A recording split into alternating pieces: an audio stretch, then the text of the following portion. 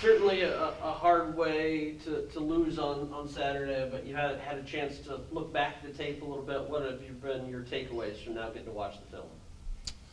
Yeah, in a double overtime game, just like I guess any game, but they seem to be accentuated even more. But there's always a handful of plays, handful of decisions, that were made, not made, that end up being the difference.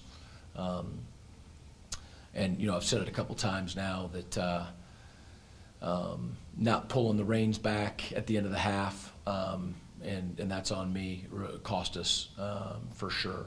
It's a bad decision on my part. And then there's some plays that we made and plays that they made, and in the overtime, with the very first play of overtime, it was a beautiful pass, beautiful catch by Sergio. And they battled back. They had a couple third downs in the overtime that they made plays on and ended up winning.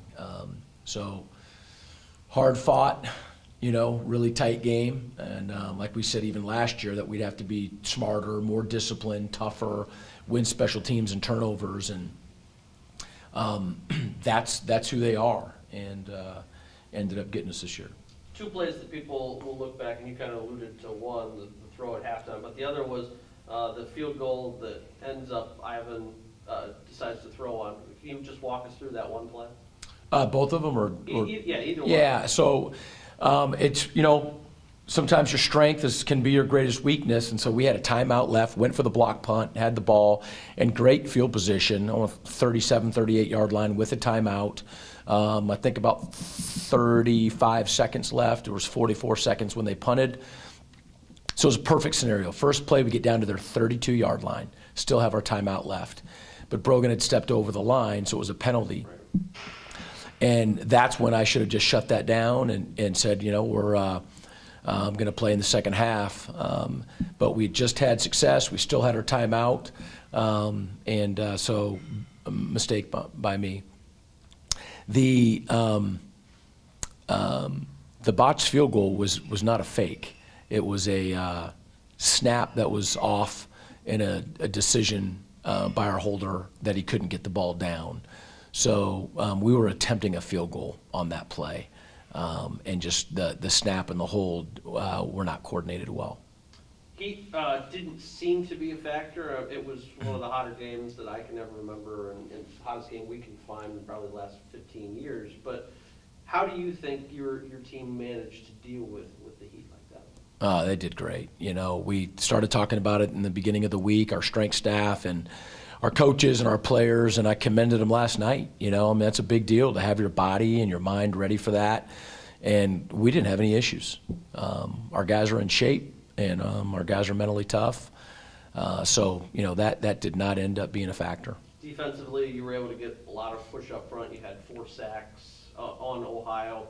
That had to be a good momentum builder to be able to drive them back. But a lot of times they were still able to convert, though, in third and long situations. They did some. Our defense played really well. There's no question, and our defensive line was dominant at times and very disruptive. That's a good quarterback that they have, and they're a good football team, and so, they're not going to go 3 and out, in every series and completely shut them down. Their back is a very good football player, and it always starts with the offensive line. They got a tight end that can play. Our defense needed to limit their success on the ground and then not give up big plays and explosive plays, and plan worked pretty well. They made some plays in both overtimes that were not easy. Really tight coverage and just really good throws and catches. The 1 third down in the second overtime, just kind of lofted it over our corner's head on the sideline, just a perfect ball, perfect spot. A little bit of a broken play. That's just, they made some plays. But our defense forced 2 turnovers. Definitely gave us a chance to win the game. I know you talk about turnovers a lot. Coach Bullis certainly is all about the trying to get that ball away. Brody Hoying, again, another turnover forced. He's one of only 3 players in the country that has multiple picks and multiple fumbles forced.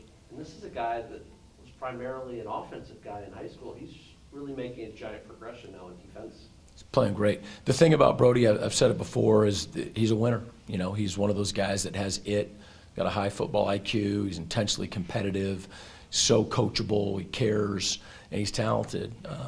You know, both of those, you know, you call them turnovers, takeaways. They were takeaways. The ball was not turned over. He took the ball away in both of those cases, and just huge football plays. This week you take on a team that in Kentucky that is also kind of coming in after a loss that they thought they may have had. Florida snatches away. Did you get the chance to watch any of their game on Saturday night after? A little bit. Yeah. Anything that stood out to you about Kentucky so far? They're really good.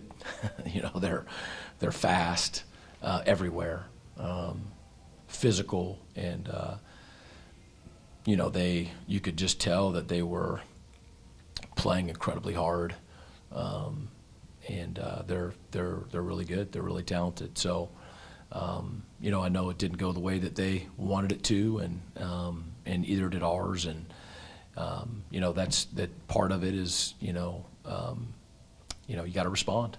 You got to respond. And 24 hours is up, and you got to refocus. I've got to do the same thing. I mean, you know, again, I hurt our team, and sometimes it's hard to let that go. Got to learn from it and flush it and move forward. This is your fourth venture into an SEC opponent. Do you take anything out of the previous 3 times going to Florida, LSU, or Missouri, or is it just a completely new book each time you go into a game like that? Yeah, I've never been, you know, we've never played at Kentucky, but you know that it's going to be an exciting environment, that it's going to be loud, that stadium's, you know, full of people who care, you know, about their team and expect success.